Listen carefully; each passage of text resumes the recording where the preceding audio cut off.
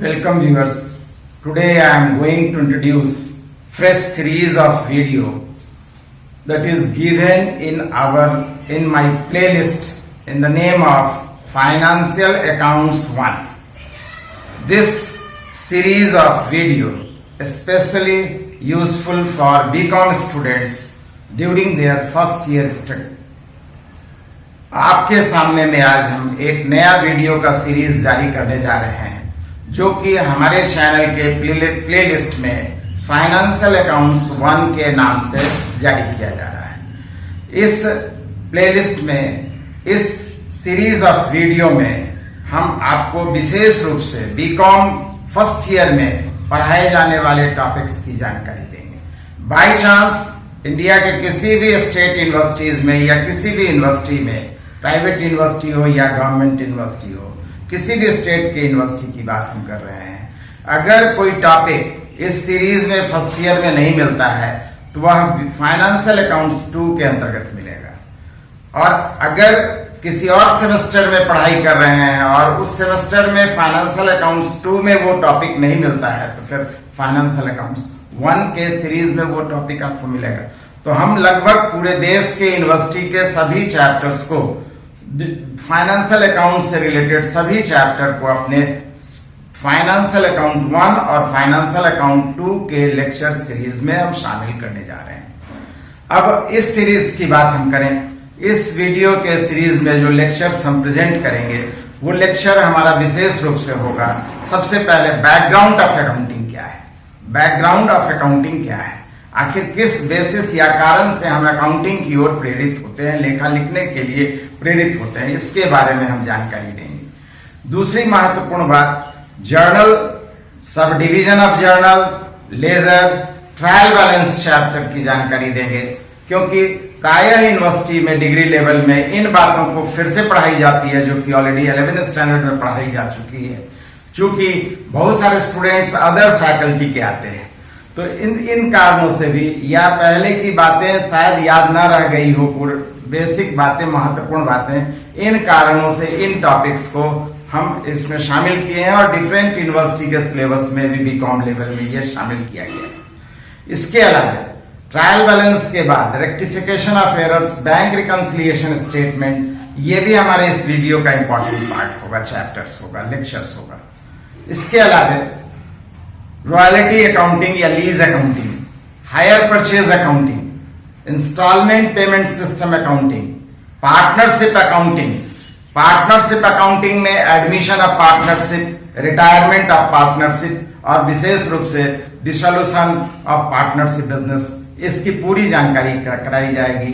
Dissolution, चाहे simple dissolution हो, चाहे गार्नर वर्सेस मरे या इंसॉल्वेंसी डिसोल्यूशन के नाम से टॉपिक्स आता हो, या sale to a limited company के अकाउंटिंग से संबंधित अकाउंटिंग की भी जानकारी हम इस वीडियो सीरीज में, इस लेक्चर सीरीज में शामिल करेंगे।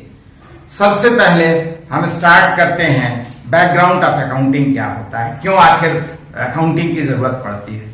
तो जैसा कि हम कॉमर्स के स्टूडेंट हों तो उस कंडीशन में हम किसी भी सब्जेक्ट, कॉमर्स से रिलेटेड किसी भी सब्जेक्ट को देखें, चाहे वो अकाउंटेंसी हो, चाहे बिजनेस स्टडीज हो, चाहे बिजनेस लॉ हो, या इवन इकोनॉमिक्स सब्जेक्ट हो, प्रायः सब्जेक्ट के मोस्ट ऑफ द पैराग्राफ में एक टर्म बहुत कॉमन रहता है, यूज में आता है, वो है बिजनेस, या उससे रिलेटेड टर्म आपका प्रोडक्शन, जिसको हम इंडस्ट्री के नाम से जानते हैं, ट्रेड, इन टर्म्स की जानकारी या उल्लेख, चर्चा रहता है। अगर हम इन टर्म्स को नहीं जानते हैं, इसका मतलब उस सेंटेंस को, उस पैराग्राफ का सही मतलब नहीं समझ रहे हैं। इसी कारण से हम अकाउंटेंसी सब्जेक्ट को स्टार्ट करने से पहले सबसे पहले हम बिजनेस टर्म को डिफाइन करेंगे, बिजनेस टर्म के बारे में बतलाएंगे। जैसा कि आपको मालूम होना चाहिए, one of the origin term of business is busy. Busy means to become engaged. If any one of the businessman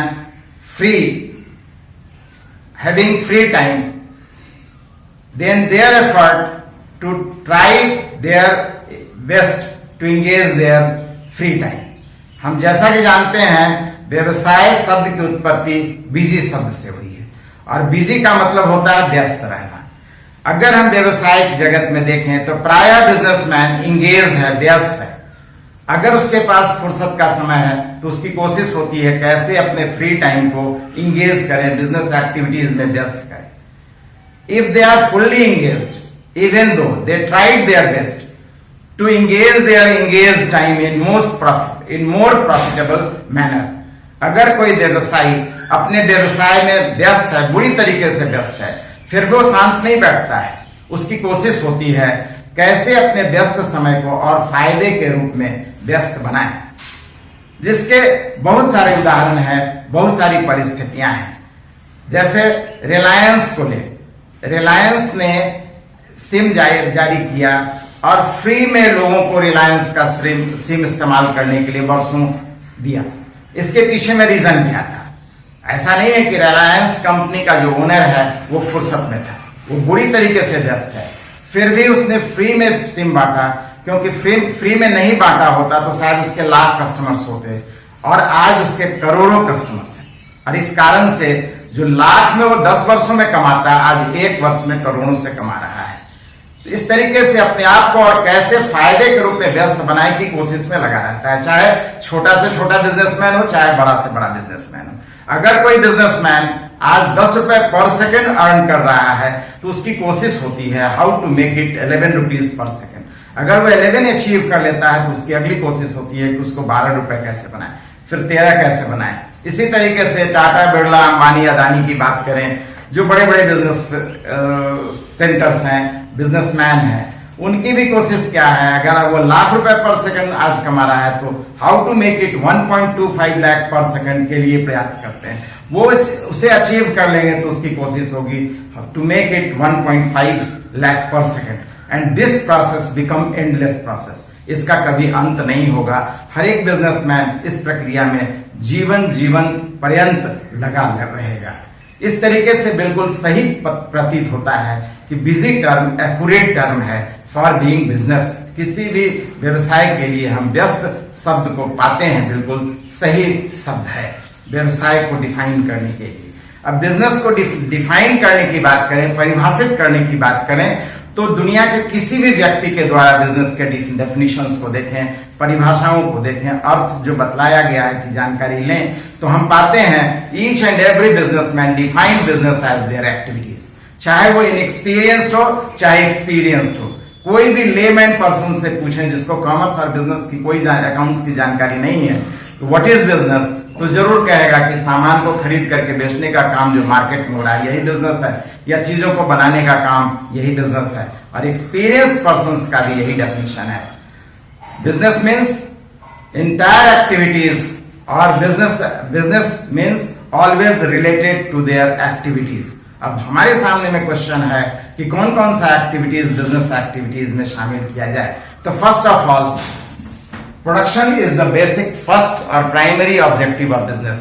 It is said that as production started, business started. ऐसा कहा जाता है कि जैसे ही चीजों का हम उत्पादन प्रारंभ करते हैं, इसका मतलब बिजनेस की शुरुआत हो जाती है। और एंड और last activity of business is consumption. जैसे ही चीजों को जो हम बनाए हैं वो कंजम्पशन में आ जाता है, इसका मतलब वहां पर बिजनेस का अंत हो जाता है। और ये एक साइकिल है, ये कंटिन्यूअस प्रोसेस है, चलता रहता है। हम प्रोडक्शन करते हैं और फिर वेट करते हैं कि सेल हो जाए, मीन्स कंजम्पशन हो जाए। और जैसे ही कंजम्पशन हो जाता है फिर प्रोडक्शन स्टार्ट होता है। जैसे ही प्रोडक्शन स्टार्ट होता है फिर कंजम्पशन के लिए प्रयास होता है। तो ये कंटिन्यूअस प्रोसेस है, सतत प्रक्रिया है, चलती रहती है। इस तरीके से हमें जानने की जरूरत है व्हाट इज प्रोडक्शन, उत्पादन किसे कहते हैं। उत्पादन शब्द की जब बात करते हैं तो वास्तव में हम स्पष्ट कह सकते हैं कि दुनिया में कोई भी व्यक्ति ऐसा नहीं है जो कोई भी चीज को बना सकता है। वास्तव में actually human being not in position to produce anything. मनुष्य करता क्या है और हम उसको प्रोडक्शन कहते हैं। वास्तव में मनुष्य किसी भी चीज को बना नहीं सकता है, क्योंकि बनाने का मतलब होता है फ्रॉम वेरी बिग जीरो, एकदम शून्य से। तो वो कैपेसिटी मनुष्य में नहीं। मनुष्य तो नेचर से मिली हुई चीजों को, प्रकृति प्रदत्त चीजों को, गॉड गिफ्टेड थिंग्स में चेंजेस लाता है, परिवर्तन लाता है। उसके शेप में, साइज में, प्लेस में, फॉर्म में, कलर में, और या लीस्ट इंपॉर्टेंट प्लेस से मोर इंपॉर्टेंट प्लेस में ट्रांसफर कर देता है। And this is called production in business. व्यवसाय में हम इसे ही उत्पादन कहते हैं, और जो व्यक्ति इस काम में लगा हुआ है हम उसे उत्पादक कहते हैं। जहां तक बिजनेस की बात है तो बिजनेस को इकोनॉमिक्स के टर्म में कैसे डिफाइन किया गया था? इकोनॉमिक्स में बिजनेस को कहा जाता है क्रिएशन ऑफ यूटिलिटी, चीजों की उपयोगिता बढ़ा देना ही उत्पादन है। ये अर्थशास्त्र की परिभाषा है। अब वास्तविकता में बात करें तो इसका उद्देश्य क्या है? आखिर हम ये जो रंग रूप आकार प्रकार परिवर्तित करते हैं, किसी भी बिजनेसमैन को देख लीजिए जो उत्पादन करता है। आप बिजनेस को छोड़ दीजिए, हम किचन में चले आए, खाना बनाने के क्रम में देखें, अगर हम खाना बनाते हैं तो या कोई भी चीज का उत्पादन करते हैं तो हमारी कोशिश क्या होती है? नेचुरली ड्यूरिंग प्रोडक्शन प्रोसेस और at the time of production each and every producers always tried their best to produce of best quality, सबसे अच्छा बनाए की कोशिश में, खाना अच्छा बने इसकी कोशिश में हम लगे रहते हैं। लेकिन जहां बिजनेस इन्वॉल्व का भी इन्वॉल्वमेंट आता है, जैसे ही चीजों को हम बेचने के लिए जाते हैं तो स्वाभाविक तौर से हमारे अंदर में एक इच्छा आती है कि आखिर कितने में हमने बनाया था और कितने में हम उसको बेचें। रिजल्ट में अब बात आ जाती है कि उत्पादन का जो उद्देश्य हो जाता है, उद्देश्यों को हम कह सकते हैं तो produce a at minimum cost and be of best quality. दूसरे शब्दों में consumer satisfaction is the objective of producers, अर्थात उत्पादक हमेशा बेहतर से बेहतर चीज बनाने की कोशिश करता है और सस्ता से सस्ता, तभी तो कंज्यूमर सेटिस्फाइड होगा, मांग करेगा, बिक्री होगी और अंततः लाभ होगा। Ultimate objective is to earn profit, इसको हम इनकार नहीं कर रहे हैं। But during production or at the time of production, each and every producers always tried their best to produce of best quality at minimum cost. इसके अलावा in business language की बात करें तो बिजनेस लैंग्वेज में प्रोडक्शन को industry का नाम दिया जाता है, और अकाउंटिंग की बात करें तो प्रोडक्शन से रिलेटेड अकाउंटिंग को कॉस्ट अकाउंटिंग का नाम दिया जाता है। चूंकि हमें कॉस्ट को जानना है तो कॉस्ट प्रेजेंट के बेसिस पर जाना जाता है। बीते हुए लेन देनों पर अगर हम कॉस्ट निकालेंगे तो there is no scope to minimise the cost. The objective behind production is to minimise the cost. Cost सस्ता बनाना है, अच्छा बनाना है और सस्ता बनाना है। अच्छा बनाना क्वालिटी हमारे कॉमर्स के फील्ड की बात नहीं, वो साइंस का फील्ड है, लेकिन सस्ता बनाना हमारे हाथ में है। और इसके लिए जरूरी है कि काम के साथ अकाउंटिंग करेंगे तो स्कोप रहेगा और अलर्टनेस आएगा टू मिनिमाइज द कॉस्ट। इसी कारण से इसे हम प्रेजेंट अकाउंटिंग के नाम से भी जानते हैं या कॉस्ट अकाउंटिंग के भी नाम से जानते हैं। इसके बाद अब सवाल है, प्रोडक्शन हो गया तो चीजें कंज्यूमर तक कैसे पहुंचती हैं? तो हम जैसा कि देख रहे हैं, मोस्ट पॉपुलर वे जो है, सबसे अधिक प्रचलित जो तरीका है जिससे कि सामान हमारे उपभोक्ता पास हमारे पास आता है, वो है थ्रू मिडिलमैन, मध्यस्थों के माध्यम से। मध्यस्थों में कौन कौन से वर्ग शामिल है, कौन कौन से पक्ष या व्यक्ति शामिल है? तो हमारा डिस्ट्रीब्यूटर या एजेंसी है, होलसेलर्स हैं, रिटेलर्स हैं। ये सब चीजों को उपभोक्ताओं तक इन माध्यमों से सामान हमारे कंज्यूमर्स तक पहुंचता है। अब इनके एक्टिविटीज को देखें तो इनका एक्टिविटीज क्या है? परचेज एंड सेल, सामानों को खरीदना और बेचना। Producers purchase goods, producers produces and then sold it to agency और डिस्ट्रीब्यूटर। तो डिस्ट्रीब्यूटर क्या करता है? Purchase goods from producers and sold it to wholesalers. Wholesalers क्या करता है? Purchase from agency distributor and sold it to retailers. Retailers क्या करता है? Purchases from wholesalers and sold it to consumers. इस तरीके से इनका काम एक ही है, सामानों को खरीदना और बेचना। इस तरीके से कंज्यूमर तक सामानें पहुंचती हैं। अब सवाल ये उठता है कि इनका मकसद क्या है? तो किसी भी परचेजर और सेलर का ऑब्जेक्टिव देखें तो एक ही मकसद है, how to make money, how to multiply their amount और how to earn more and more profit. ज्यादा से ज्यादा लाभ कैसे कमाएं। बिजनेस लैंग्वेज में हम इसे ट्रेडिंग एक्टिविटीज कहते हैं, ट्रेड कहते हैं, व्यापार कहते हैं। क्रय विक्रय के काम को ट्रेड का नाम दिया गया है। और अकाउंटिंग ऑब्जेक्टिव है, जैसा कि देख रहे हैं, लाभ कमाने के लिए बिजनेस कर रहे हैं तो लाभ हुआ कि नहीं हुआ इसको जानना है। और इसके जानने के लिए, लाभ की जानकारी के लिए बीते लेन देनों पर बेस्ड अकाउंटिंग होता है। पास्ट अकाउंटिंग इस कारण से हम इसे कहते हैं, दूसरे शब्दों में फाइनेंशियल अकाउंटिंग के नाम से इसे जाना जाता है। अब प्रश्न ये उठता है कि आज के एज में क्या संभव है किसी भी प्रोड्यूसर्स या परचेजर सेलर के द्वारा अपने टोटल एक्टिविटीज को खुद से करना? सेल्फ सफिशिएंट आज के एज में कोई नहीं है, वह डिपेंडेंट है। और डिपेंडेंट होने के कारण हम देखते हैं कि आज हम अपने कामों को स्वयं नहीं कर पाते हैं। जैसे मान लीजिए कोई बिजनेसमैन, एक रिटेलर सामान होलसेलर के यहां से उसको खरीद करके लाना है, तो ट्रांसपोर्टेशन का सपोर्ट लेता है कि एक प्रोड्यूसर्स को, मान लीजिए एक उत्पादक को उत्पादन करने की पूरी स्किल या योग्यता या काबिलियत, having full of skill about how to produce, कैसे बनाना है उसकी पूरी जानकारी, बट हैविंग नो मनी, तो उसके लिए बैंक और फाइनेंशियल इंस्टीट्यूशन के पास जाना पड़ेगा कि नहीं सपोर्ट के लिए। रॉ मटेरियल के लिए मार्केट चाहिए, तो मार्केट तो ऐसा नहीं है कि सर्विसेज में मार्केट चाहिए, तो मार्केट तो ऐसा नहीं है कि इसका अपना है प्रोड्यूसर्स का। कोई आदमी मार्केट फैसिलिटी प्रोवाइड करता है और उस फैसिलिटी को ये अवेल करेगा, मतलब सर्विसेज चाहिए, सेवा चाहिए, सामान सेफ रहे इसके लिए इंश्योरेंस फैसिलिटी चाहिए, ट्रांसपोर्टेशन फैसिलिटी चाहिए, रोड की फैसिलिटी चाहिए, मार्केट की फैसिलिटी चाहिए, सेल्समैनशिप की फैसिलिटी चाहिए। So many services required to producers as well as trader. और इन सर्विसेज को जो प्रोवाइड करते हैं वो भी बिजनेसमैन है। ऐसा नहीं है कि हमारे पास 4 ट्रक है तो हम बिजनेसमैन नहीं।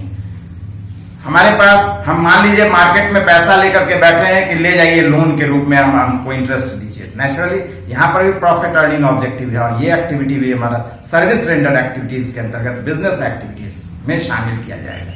ऐसे सभी एक्टिविटीज को हम सर्विस रेंडर एक्टिविटीज कहते हैं। बिजनेस लैंग्वेज में हम कॉमर्शियल सर्विसेज कहते हैं और इसका भी एक ही मोटिव है, ऑब्जेक्टिव है, how to earn more and more money, कैसे ज्यादा से ज्यादा लाभ कमाया जाए और पैसा कमाया जाए। दूसरे शब्दों में इसकी भी अकाउंटिंग हमारा फाइनेंशियल अकाउंटिंग ही है।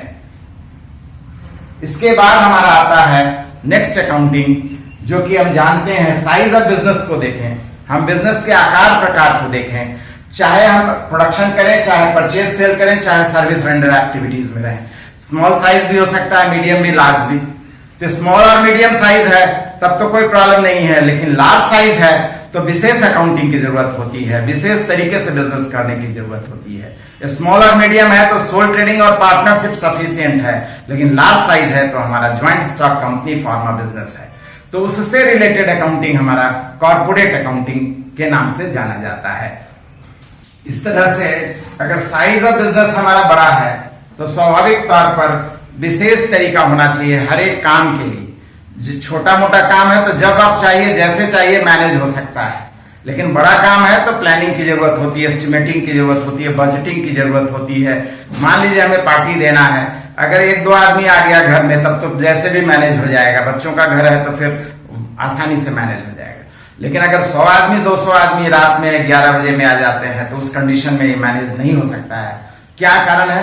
तो हमारी कैपेसिटी नहीं है, ये बात नहीं है, उस मोमेंट में ये पॉसिबल नहीं है। इसके लिए प्लानिंग, बजटिंग, एस्टिमेटिंग की जरूरत है। अर्थात अगर हम किसी भी मौके पर पार्टी करते हैं तो हजारों आदमी को इनवाइट करते हैं, प्रॉपर डेट, टाइम, मैनेजमेंट सब व्यवस्था करके, और आराम से हम मैनेज कर पाते हैं। उसी तरीके से अगर हमारा बिजनेस का आकार बड़ा है तो there must be certain planning, certain rule, certain process, and that process is known as company form of business. उसे हम क्या कहते हैं? कंपनी स्वरूप व्यवसाय का। जब बड़ा आकार का व्यवसाय होता है तो छोटा आकार है तो फिर स्मॉल स्केल पर ये सोल ट्रेडिंग कहलाता है, मीडियम साइज पर पार्टनरशिप कहलाता है। उसके लिए तो अकाउंटिंग की जो बातें हम पढ़े, जानकारी लिए, वही काफी है।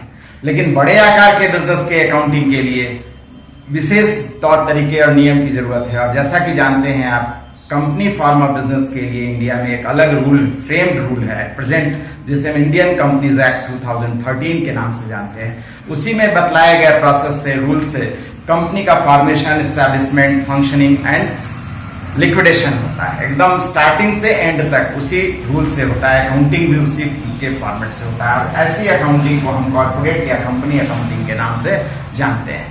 इसके बाद हमारा जो अगला अकाउंटिंग प्रोसेस है हमारा जो अगला अकाउंटिंग प्रोसेस है वो है, उसका बेस क्या है। तो हम पास्ट टाइम की बात करें, पुराने जमाने की बात करें, जंगलों के में जब हम रहते थे की बात करें, तो हम अगर डिपेंडेंट थे तो जस्ट नेचर पर थे।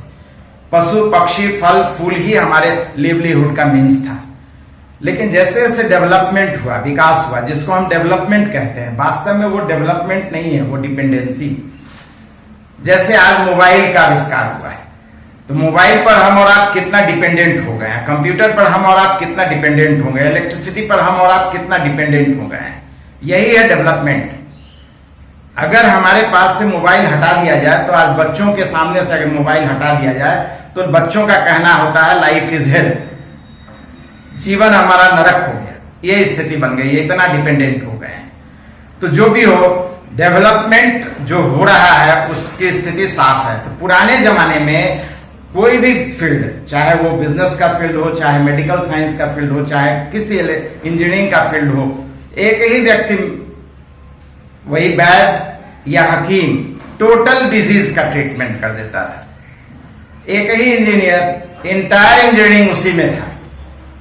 फिल्मों में देखें तो एक दो व्यक्ति मिलकर के पूरी फिल्म बना देता था।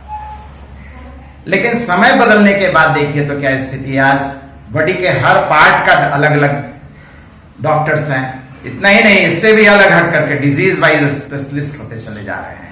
इंजीनियरिंग में भी सिविल इंजीनियर है, तो मैकेनिकल है, तो इलेक्ट्रिकल है, तो न जाने कितना स्ट्रीम या क्षेत्र बढ़ता चला जा रहा है। बिजनेस में भी उसी तरीके की स्थिति है। ओल्ड एज में सेम पर्सन प्रोडक्शन करता था और घर घर घूम करके सामानों को बेचने का काम कर लिया करता था। वह किसी और दूसरे पर डिपेंडेंट नहीं था उस समय में, बल्कि प्रोडक्शन भी करता था या कोई भी काम करता था तो उसको रिजल्ट से भी जानकारी नहीं थी, अवेयरनेस नहीं था। तो बस वो जैसे भी सोचता था कि हम अपने काम को सही तरीके से अंजाम दे दें, सक्सेसफुल हो जाएं, वो उसका एक ही मकसद था, how having no knowledge of result. उसके पास कोई परिणाम की जानकारी नहीं थी, बस वो काम को कर देना चाहता था। लेकिन समय बीता, तो प्रेजेंट एज की बात करें तो प्रेजेंट एज में अब हो गया है कि हम समझ गए हैं कि क्या प्रोसेस है, कैसा काम होना चाहिए, क्या रिजल्ट है। अब उसको बढ़िया से बढ़िया करने का कोशिश करते हैं। मान लीजिए फर्स्ट टाइम हम किसी जगह जाते हैं, तो फर्स्ट टाइम जाने में बहुत तरह की बातें दिमाग में आती है कि क्या रास्ता है, कैसा रास्ता है, कैसे पहुंचेंगे। कुछ नहीं जानते हैं तो 50 तरह का प्रॉब्लम नजर आता है। लेकिन जब एक बार आप पहुंच गए तो बार बार जाने में आप शॉर्टकट रास्ता, तो और कम डिस्टेंस वाला, तो और डिफरेंट वे से जाने वाला रास्ता, सब चीज से अवेयर होना शुरू कर देते हैं।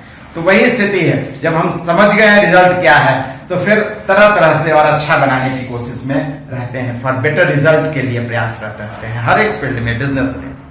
अब बात आगे की करें तो अब आज की स्थिति मार्केट में ऐसा नहीं है कि सिर्फ काम अच्छे से करना है। आज सब कोई जानता है, सबके पास स्किल है, सबके पास साधन है, मतलब अब सब में सर्वश्रेष्ठ बनने की कोशिश में लगा रहता है। आप किसी भी प्रोडक्ट को ले लीजिए, मोटरसाइकिल को ही ले लीजिए। आज कोई मोटरसाइकिल कंपनी कोई कहता है कि इसका रोड ग्रिप अच्छा है, तो दूसरा तुरंत उससे बढ़ करके कुछ और रिसर्च एंड डेवलपमेंट में निकाल लाता है। सर्फ में ले लीजिए, कोई कहता है ब्लॉकबस्टर है, तो कोई दूसरा, कोई विमल कंपनी के फैब्रिक्स को पकड़ता है एडवर्टीजमेंट के लिए, तो कोई दूसरे को पकड़ता है। तो इस तरीके से आज रिसर्च एंड डेवलपमेंट तेजी से बढ़ता चला जा रहा है। इसका कारण क्या है? सिर्फ बढ़िया से काम करना नहीं, और सिर्फ काम करना मकसद नहीं रह गया, बल्कि सर्वश्रेष्ठ बनना मकसद रह गया है। आज कंपटीशन है, एकदम घनघोर प्रतियोगिता है, बैड कंपटीशन का स्वरूप ले लिया है, और हर कोई चाहता है कि हर एक कस्टमर मेरा कस्टमर, और यह तभी संभव है जो सबसे अच्छा हो। मान लीजिए आज 100 मीटर रेस में हम खड़े हैं, तो ऐसा नहीं है कि शरीर से, बदन से, देखने से कोई फिजिकली बहुत अच्छा लगता है तो वो 100 मीटर रेस जीत जाएगा। उसमें अगर घमंड है कि नहीं सब 50 मीटर रेस पहुंच जाएंगे तब हम स्टार्ट लेंगे, तो फिर वो सक्सेसफुल नहीं हो सकता। एजुकेशन, पढ़ाई की भी बात ले लीजिए। मान लीजिए हम बहुत जानकार हैं, लेकिन एग्जामिनेशन हॉल में हम 1.5 घंटा बीतने के बाद जाते हैं, तो हमारा तो एंट्री ही नहीं होगा, हाफ एन आवर के बाद अलाउड नहीं, तो हम कैसे फर्स्ट हो सकते हैं? तो आज जो वर्तमान में बेहतर भविष्य के लिए जरूरी है कि हमारे पास तो स्किल होना चाहिए, नॉलेज होना चाहिए, ज्ञान होना चाहिए, काबिलियत होनी चाहिए, रिसोर्स होना चाहिए, संसाधन होना चाहिए, इसमें कोई दो मत नहीं है। लेकिन उसका प्रॉपर एंड टाइमली यूटिलाइजेशन भी होना चाहिए, समय पर तरीके से उसका इस्तेमाल या प्रयोग भी हमें आना चाहिए। और अगर ये सब चीज संभव है तो this is called management. Manage करना है, हम अपने रिसोर्सेज को और उसको प्रॉपर टाइमली यूटिलाइज करके मैनेज करना है। और इससे रिलेटेड अकाउंटिंग हमारा मैनेजमेंट अकाउंटिंग कहलाता है। ये अकाउंटिंग फॉर बेटर फ्यूचर, बेहतर भविष्य के लिए किया जाता है, इसलिए इसको फ्यूचर अकाउंटिंग के नाम से भी हम जानते हैं। इस तरीके से हम अकाउंटिंग को पास्ट, प्रेजेंट और फ्यूचर जैसा इंग्लिश के टेंस के रूप में बांट दिए हैं। Production is called as cost accounting, is called as present accounting. जहां प्रॉफिट अर्निंग ऑब्जेक्टिव है, दी ओनली ऑब्जेक्टिव, उसके लिए हमारा जो अकाउंटिंग है वो कहलाता है फाइनेंशियल अकाउंटिंग, मतलब पास्ट ट्रांजेक्शंस बेस्ड अकाउंटिंग है। और ये जो मैनेजमेंट अकाउंटिंग है फॉर बेटर फ्यूचर, यानी फ्यूचर रिलेटेड अकाउंटिंग, इसको फ्यूचर अकाउंटिंग के भी नाम से जानते हैं। इस तरह से हमारा बैकग्राउंड ऑफ अकाउंटिंग की जानकारी हो गई। अब इसके बाद जो हम आपको जानकारी देंगे कि आखिर ये जो हमारा अकाउंटिंग प्रोसेस है, लेखा लिखने की प्रक्रिया है, उसके बेसिक टर्म्स क्या हैं, और उन्हीं टर्म्स के साथ साथ यह भी हम अगले वीडियो में आपके सामने में रखेंगे कि आखिर उन टर्म्स को जानने के बाद अकाउंटिंग लिखने के कितने प्रोसेस हैं, लेखा लिखने के कितने सिस्टम्स हैं, इन सब की विस्तार से जानकारी अगले लेक्चर में, अगले वीडियो में हम आपके सामने में रखेंगे। Thank you.